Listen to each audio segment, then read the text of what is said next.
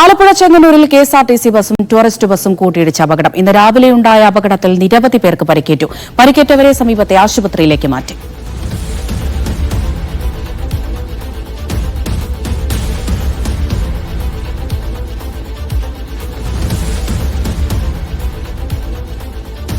ഇന്ന് രാവിലെയാണ് ഈ അപകടം ഉണ്ടാകുന്നത്. അടിമാലിയിൽ നിന്ന് തിരുവനന്തപുരത്തേക്ക് പോകുകയായിരുന്ന സൂപ്പർ ഫാസ്റ്റ് ബസും ഒരു വിവാഹ പാർട്ടി സംബന്ധിക്കുന്നതിനുള്ള ടൂറിസ്റ്റ് ബസും തമ്മിലായിരുന്നു കൂട്ടിയിടിച്ചത്.